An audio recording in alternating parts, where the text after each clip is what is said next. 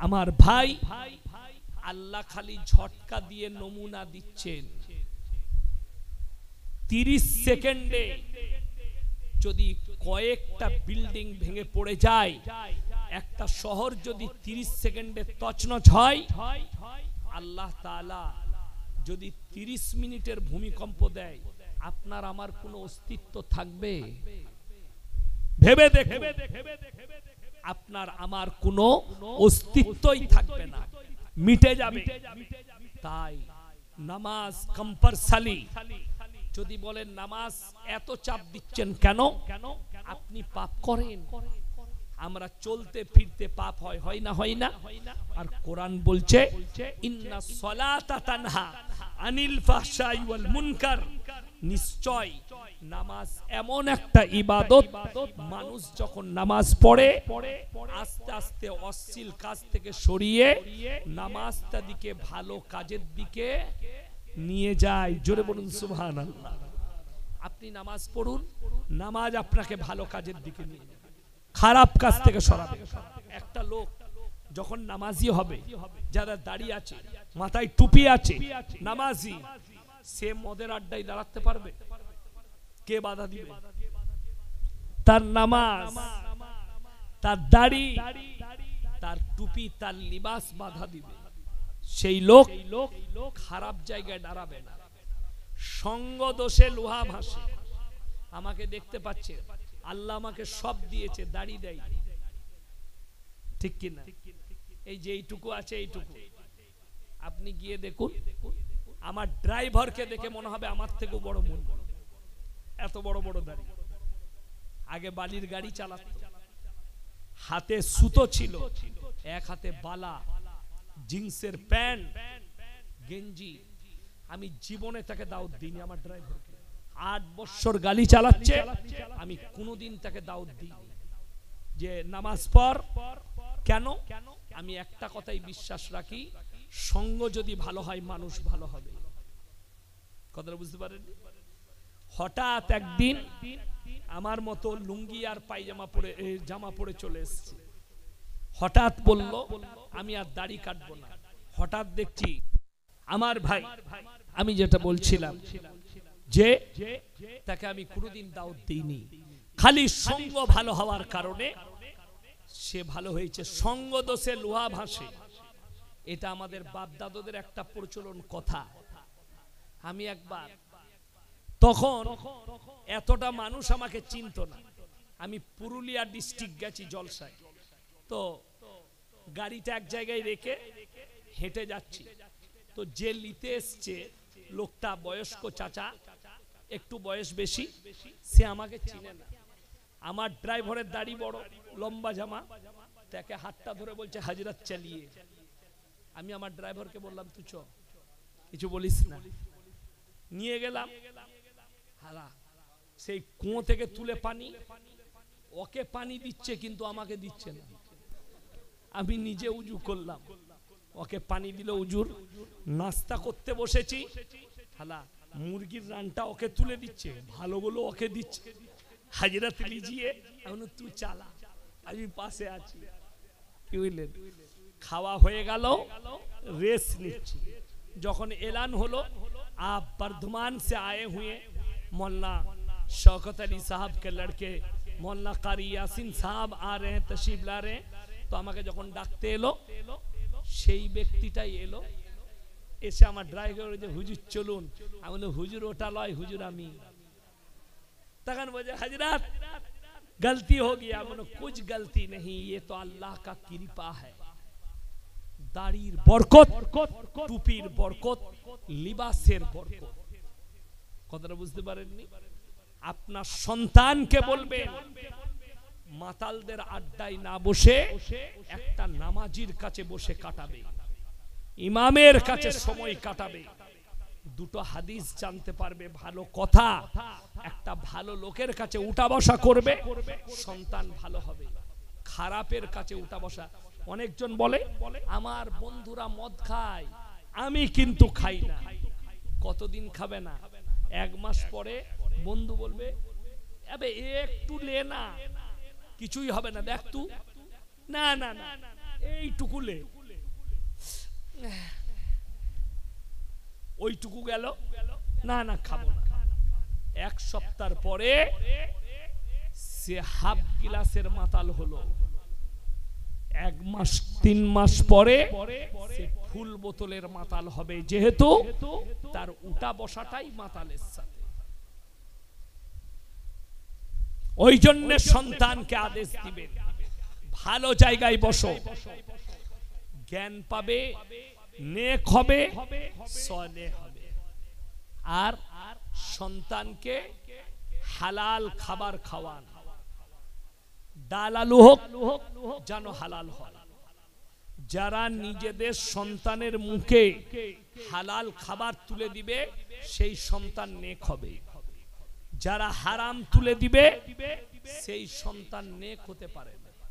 আজকে ভেবে দেখুন, আমরা এমন বাপ হয়েছি, একটা উপযুক্ত সন্তান তৈরি করতে পারছি না যে আমি মরে যাওয়ার পরে আমার জানাজা পড়াতে পারবে, আমার কবর জিয়ারত করতে পারবে, আমার জন্য 1 খতম কোরআন পড়তে পারবে।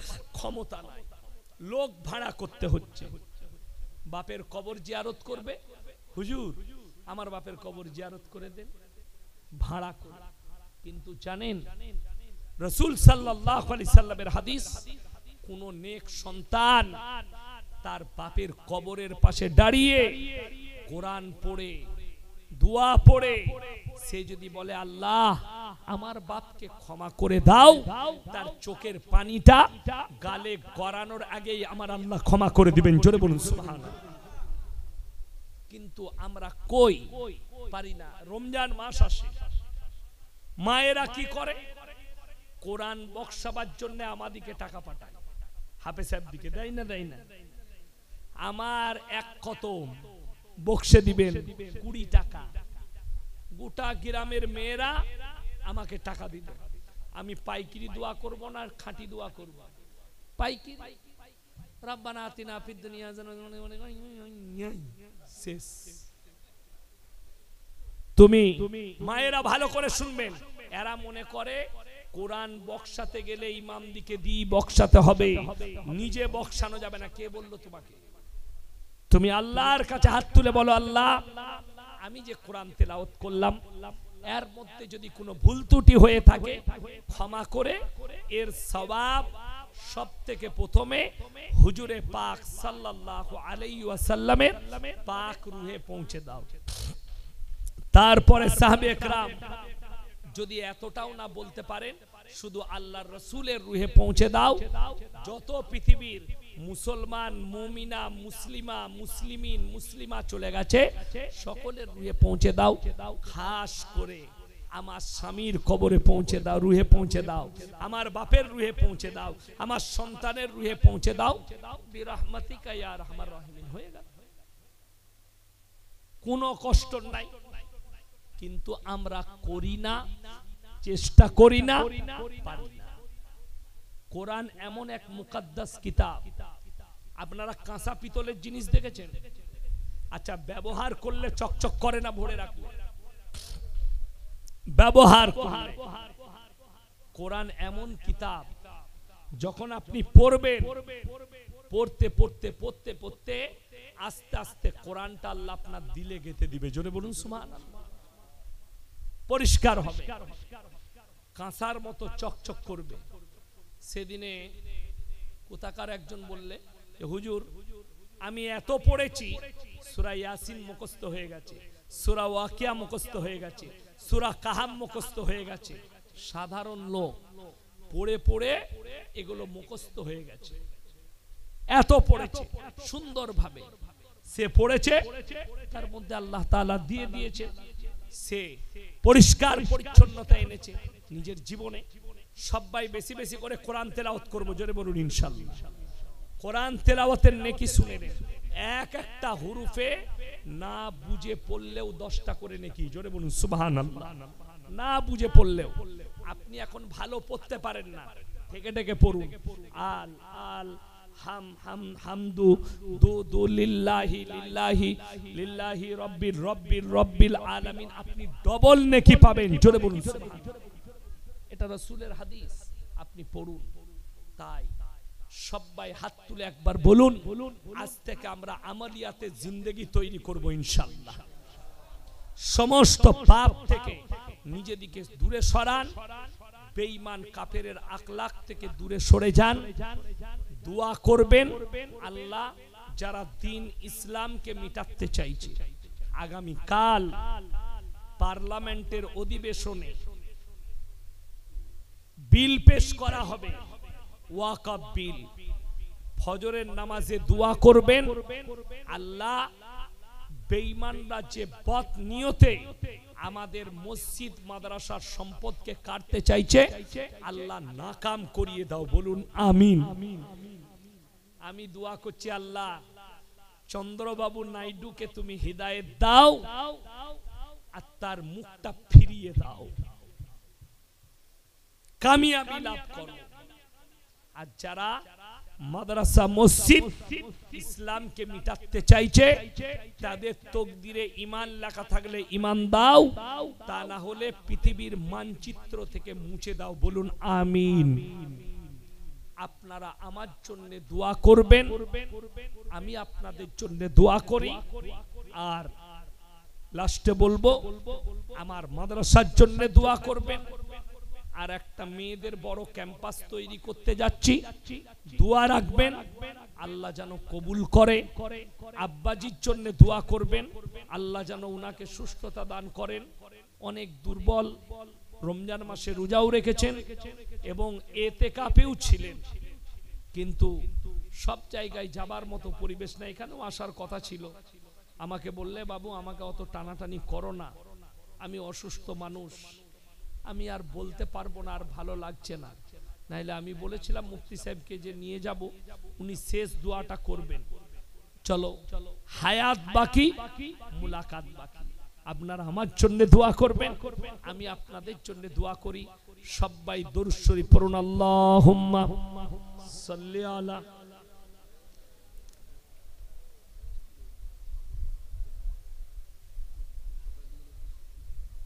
জি।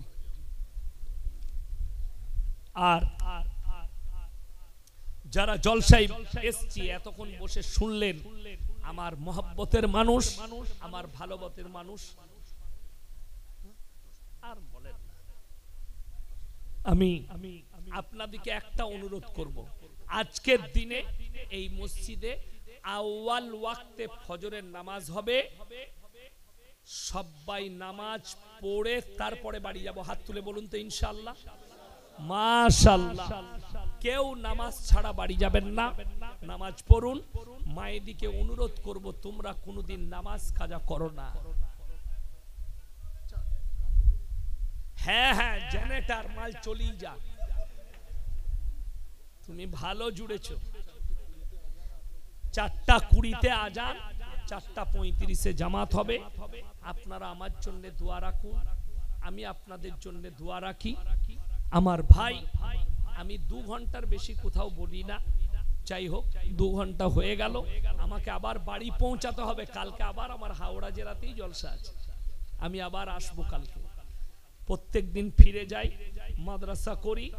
মাদ্রাসা এখন ছুটি আছে, তারপরেও মাদ্রাসায় সকালে থাকতে হয়, কেউ নেই এখন, সব শিক্ষক বাইরে, আমরা এই গ্রামের। আপনারা দোয়া করুন আমার জন্য, আমাদের সকলের জন্য, একে অপরের জন্য সবাই দোয়া করলি। রব্বানা আতিনা ফিদ দুনিয়া হাসানা ওয়া ফিল আখিরাতি হাসানা ওয়া কিনা আযাবান নার। রব্বানা লা তুযিগ কুলুবানা বা'দা ইদ হাদাইতানা ওয়া হাব লানা মিন লাদুনকা রাহমা ইন্নাকা আনতাল ওয়াহ্হাব।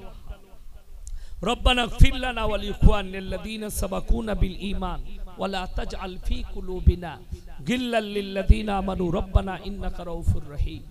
या अल्लाह हमरा गुनाहगार, खताकार, बदकार, सियाकार गुनाह के माफ करे दाओ, खता के दरगुजर करे दाओ। ओगो अल्लाह, আমাদের মধ্যে এখানে যে সমস্ত ভাই মা বোন আমরা হাত তুলেছি, হাত তোলার পূর্বে বিগত জীবনের সমস্ত সাগীরা কবীরা, জাহিরি বাতিনি, দিনের দিবালয়ে, রাতের অন্ধকারে জেনে অজেনে যত পাপ করেছি সব তুমি ক্ষমা করে দাও। আমাদের পূর্বপুরুষ যারা দুনিয়া থেকে চলে গেছে, তাদের কবরের দিকে জান্নাতুল ফিরদৌসের দরজা খুলে দাও। আমরা যখন দুনিয়া থেকে যাব কালমার সঙ্গে খাতমা নসিব করো।